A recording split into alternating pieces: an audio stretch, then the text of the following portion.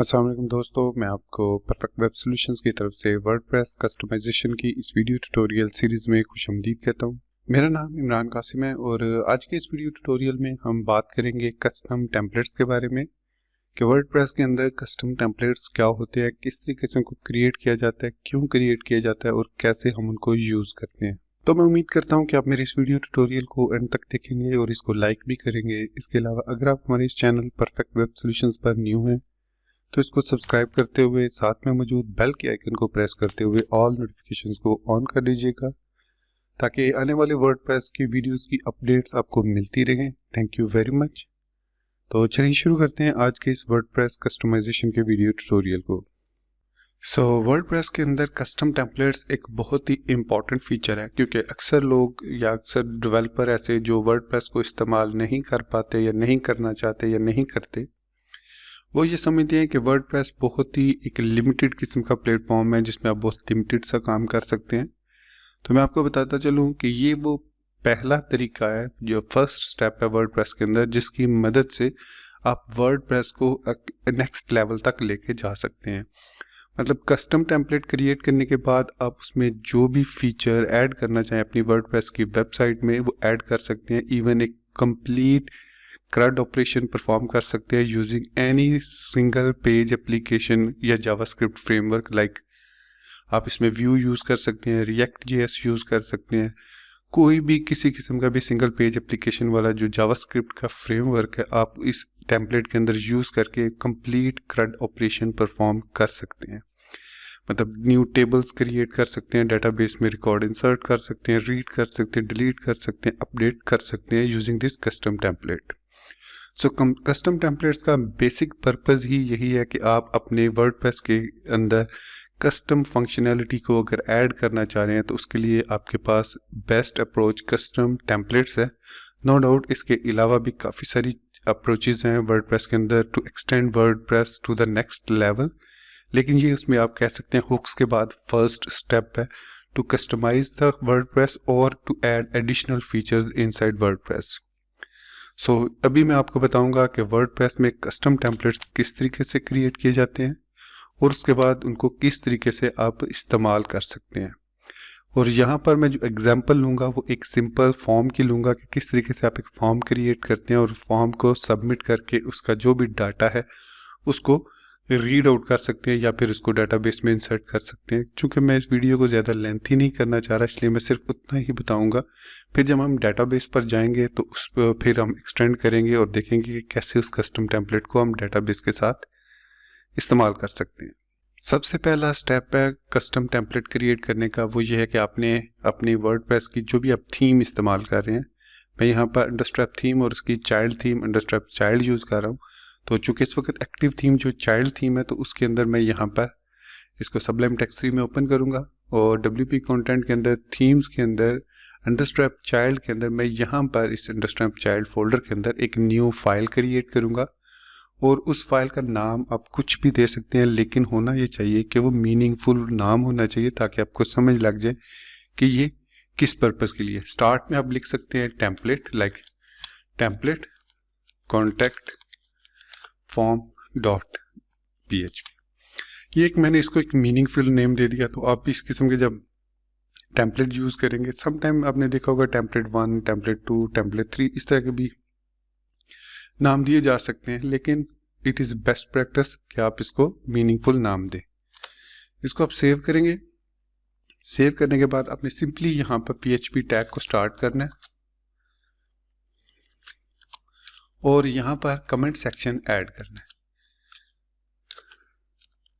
अब इस comment section के अंदर आपने सिंपली लिखना है टेम्पलेट नेम। अब इस टेम्पलेट को आप जो भी नाम देंगे वर्डप्रेस उसको ऑटोमेटिकली पार्स करेगा, क्योंकि वर्डप्रेस आपकी थीम के अंदर मौजूद तमाम फाइल्स को पार्स करता है। तो इसलिए जहन में रखिएगा कि जब भी आप थीम डेवलप करें तो सिर्फ उतनी ही फाइल्स क्रिएट करें जितनी आपको ज़रूरत है या जितनी आपके फ्रंट एंड पर डिस्प्ले होनी है। गैर ज़रूरी फाइल्स को आप क्रिएट मत करें, क्योंकि इससे आपकी वेबसाइट स्लो होने का भी अंदेशा होता है। क्योंकि वर्डप्रेस की ये एक समझ लें कि इसका ड्रॉबैक है कि जब आपकी फाइल जब थीम लोड होती है तो उसकी जितनी भी फाइल्स होती हैं उनको तमाम को पार्स करता है, क्योंकि अदरवाइज उसको नहीं पता चलेगा कि कौन सा टेम्पलेट है, कौन सा टेम्पलेट नहीं है, या कौन सा हमने कस्टम टेम्पलेट क्रिएट किया है। वर्डप्रेस कस्टम टेम्पलेट को हमेशा कमेंट सेक्शन में से टेम्पलेट नेम से पार्स करता है।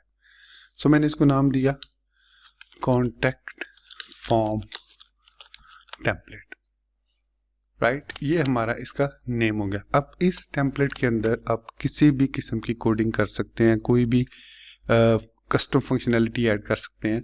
फॉर एग्जांपल सबसे पहले तो मैं यहाँ पर लिखूंगा gate header.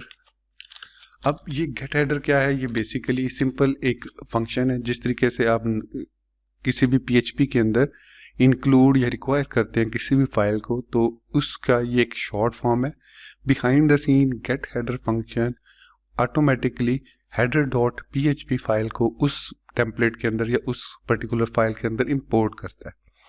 That is the only purpose of using get header. उसके बाद थोड़ा सा इंटर प्रेस करेंगे और यहाँ पर हम गेट फुटर कर देंगे।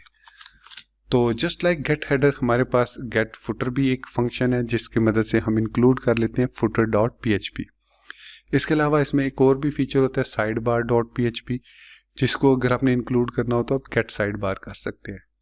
अब ये लाइन नंबर जो 7 इस वक्त आपको नजर आ रही है, ये आपका प्लेग्राउंड है। यहाँ पर आप जो भी फीचर ऐड करना चाहें PHP या HTML से रिलेटेड, वो यहाँ पर आप ऐड करेंगे। तो सपोज मैं यहाँ पर एक फॉर्म ऐड करता हूँ। सो मेरे पास यहाँ पर आई थिंक B4 में स्निपेट्स आई थिंक मैंने इसमें नहीं ऐड किए। वर्डप्रेस बूटस्ट्रैप 4 के स्निपेट्स को मैंने इसमें ऐड नहीं किया हुआ। तो मैं एक फॉर्म क्रिएट कर लेता हूँ सिंपल क्विकली। अच्छा, इस फॉर्म का मेथड मैं दूंगा पोस्ट, और एक्शन में हम देंगे permalink. Action is equal to PHP the permalink. अब ये एक और द परमालिंक एक और फंक्शन है वर्डप्रेस के अंदर, इसके बारे में हम देखेंगे। मैं फिलहाल आपको इतना बता देता हूँ कि जिस तरीके से आप कोई भी एक्शन ऐड करते हैं नॉर्मल PHP के अंदर, जैसे आप http:// और उसके बाद डोमेन नेम ./ जहाँ पर आपने उस PHP फाइल को सबमिट करना हो, तो ये सेम वही काम करेगा। इसके बाद इसमें हम दो फील्ड्स ले लेते हैं, div.form group, फॉर्म रो के साथ ले लेते हैं, और इसके अंदर इनपुट ले लेते हैं टेक्स्ट। उसकी क्लास रखेंगे फॉर्म कंट्रोल, और नेम में हम दे देते हैं इसका योर नेम, जो भी आप इसका नेम देना चाहें। और आईडी अभी हमें देने की ज़रूरत नहीं है। और इसका लेबल अगर आप देते हैं, यहाँ पर अगर आप लेबल लिखते हैं, तो इसके अंदर फॉर में अगर आप जो भी नेम देंगे, यही नेम आप आईडी में भी देंगे ताकि ये आपस में लिंक हो जाए। So your name he ID भी यही होगी। सो ये लेबल अब दोनों लिंक हो चुके हैं। इसको मैं कॉपी कर लेता हूँ और यहाँ पर मैं योर ईमेल कह देता हूँ, और टेक्स्ट टाइप ईमेल, और नेम में हम योर ईमेल, और आईडी में भी योर ईमेल। इसके बाद हम सबमिट का बटन लगा लेते हैं। सो इनपुट सबमिट और वैल्यू सेंड।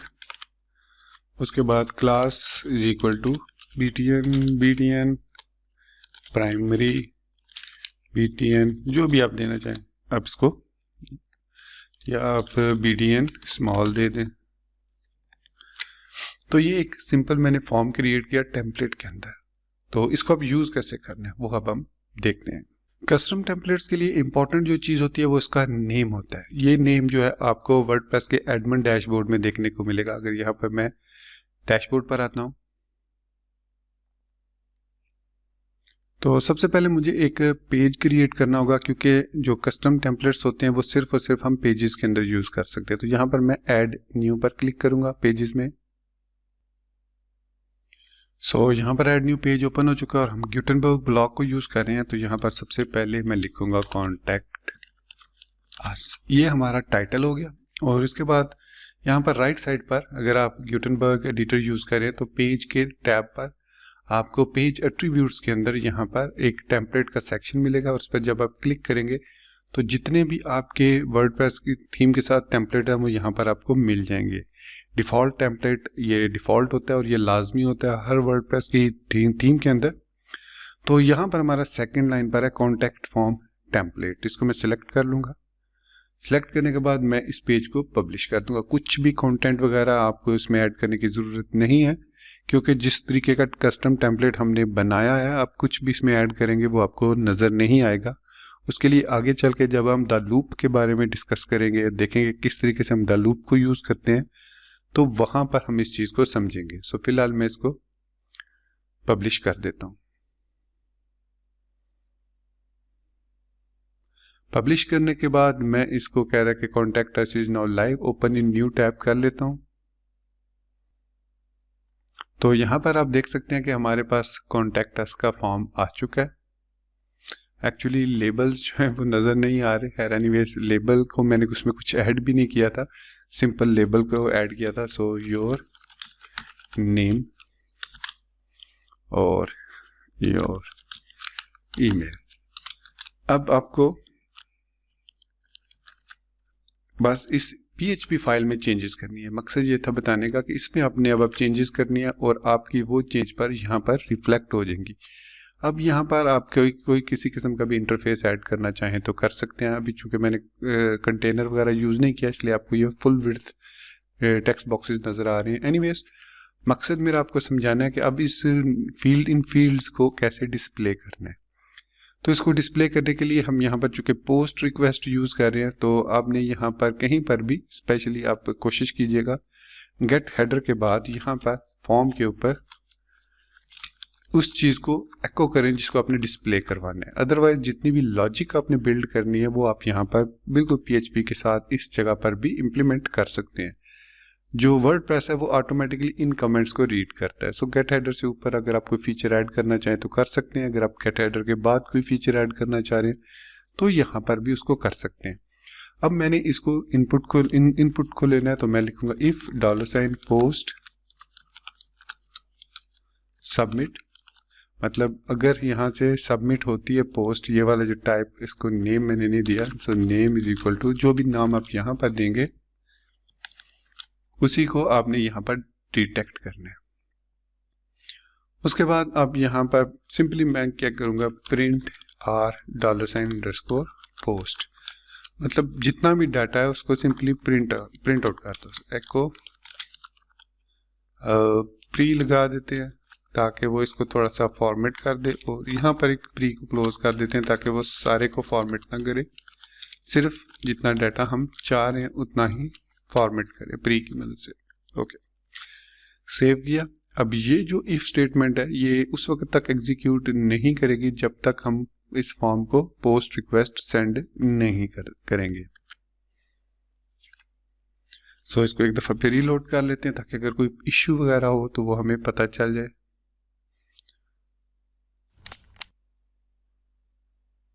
सो कोई इश्यू नहीं है फिलहाल। सो यहाँ पर मैं लिखता हूँ अपना नाम, और ये आई थिंक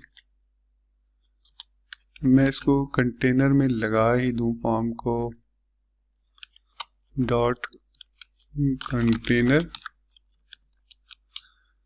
और इसको फॉर्म क्लोज होने से पहले यहाँ पर पेस्ट कर देते हैं।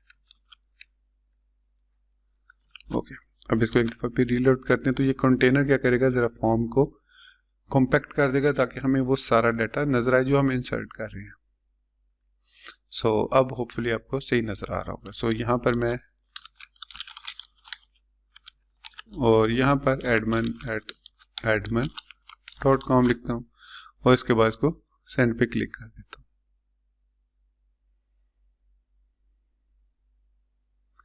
सो फॉर्म प्रोसेस होने के बाद आप देख सकते हैं कि यहाँ पर हमारा वो डाटा डिस्प्ले हो रहा है। सो इस तरीके से आप इस डाटा को किसी पर्पस के लिए भी यूज कर सकते हैं, ईमेल सेंड कर सकते हैं, डिफरेंट मतलब डेटाबेस में इंसर्ट कर सकते हैं, कोई न्यू पोस्ट क्रिएट कर सकते हैं। मतलब काफ़ी सारे फंक्शंस हैं जो आप परफॉर्म कर सकते हैं। इवन आप सिंपल CRUD ऑपरेशन यूजिंग, जिस तरीके से आप सिंगल पेज एप्लीकेशन पे CRUDs ऑपरेट करते हैं, वो सारे के सारे CRUDs आप यहाँ पर परफॉर्म कर सकते हैं। और होपफुली ये जो टेम्पलेट्स का स्ट्रक्चर है ये बहुत ही सिंपल है और आपको समझ आ गया होगा कि सिंपली आपने इसमें करना कुछ ऐसा खास नहीं है। आपने सिंपली उसको ये टेम्पलेट नेम देना है और फिर इस टेम्पलेट का जो भी आपने नेम दिया जो यूनिक होना चाहिए वो टेम्पलेट नेम आपने एडमिन डैशबोर्ड के अंदर यहाँ पर सिलेक्ट कर लेना है टेम्पलेट्स पेज एट्रीब्यूट्स के सेक्शन में, और फिर उसके बाद you are good to go. अब आप इसमें जो भी कस्टमाइजेशन करना चाह रहे हैं, जो भी फीचर जो नॉर्मल PHP के अंदर आप फीचर्स ऐड करते हैं उनको आप इंसर्ट कर सकते हैं। यहाँ पर आप Vue.js को भी ऐड कर सकते हैं, React.js को भी ऐड कर सकते हैं, या किसी भी फ्रंट एंड जावास्क्रिप्ट फ्रेमवर्क को जो कि सिंगल पेज एप्लीकेशंस बनाने के लिए यूज होता है उसको आप इस्तेमाल कर सकते हैं। दोस्तों ये था हमारा आज का वर्डप्रेस कस्टमाइजेशन का वीडियो ट्यूटोरियल जिसमें हमने कस्टम टेम्पलेट्स बनाना सीखा। बहुत ही सिंपल है कस्टम टेम्पलेट्स क्रिएट करना। अगर आपको स्टिल कोई कन्फ्यूजन हो, आई नो कि इसमें सिक्योरिटी इशू है इस फॉर्म में, क्योंकि मैंने कोई इसमें वो चेक एंड बैलेंस नहीं लगाया, CSRF प्रोटेक्शन वगैरह नहीं लगाई, तो वो अगर आप लगाना चाहें तो आप इसमें वर्डप्रेस के अंदर जो फीचर है एक WP नॉन्स का, वो आगे चल के हम उसको भी डिस्कस करेंगे, उसको यूज़ करके अपने फॉर्म्स को प्रोटेक्ट भी कर सकते हैं इससे एम्बिग्विटी से या CSRF प्रोटेक्शन से। इसके अलावा अगर आपके जहन में कोई भी क्वेश्चन हो, कोई कन्फ्यूजन हो, आप इसी वीडियो के कमेंट सेक्शन में मुझसे पूछ सकते हैं, या फिर आप हमारे सोशल मीडिया नेटवर्क को ज्वाइन कर सकते हैं जिसका लिंक आपको टाइम टू टाइम इसी वीडियो के लोअर थर्ड में मिलेगा, या फिर अगर आपको डायरेक्ट चाहिए वो लिंक क्लिक करने के लिए तो आप इस वीडियो की डिस्क्रिप्शन को देख सकते हैं या इस चैनल के अबाउट सेक्शन को, वहाँ पर आपको तमाम के तमाम लिंक्स मिल जाएंगे। स्पेशली मैं आपसे रिक्वेस्ट करूँगा कि मुझे इंस्टाग्राम पर ज़रूर फॉलो करें, क्योंकि बहुत जल्द मैं वहाँ पर लाइव स्ट्रीमिंग भी स्टार्ट करूँगा। तो जो लोग इंस्टाग्राम यूज़ करते हैं मैं उनसे रिक्वेस्ट करूँगा कि मुझे इंस्टाग्राम पर ज़रूर फॉलो करें। इसी बात के साथ मुझे इजाज़त दीजिए, मिलते हैं नेक्स्ट वीडियो ट्यूटोरियल में। टिल देन चैनल को सब्सक्राइब करना, वीडियो को लाइक और शेयर करना, बेल आइकन दबाना और ऑल नोटिफिकेशंस को ऑन करना बिल्कुल मत भूलिएगा। Guys, thank you very much for watching this video tutorial. Take care, good bye and अल्लाह हाफिज़।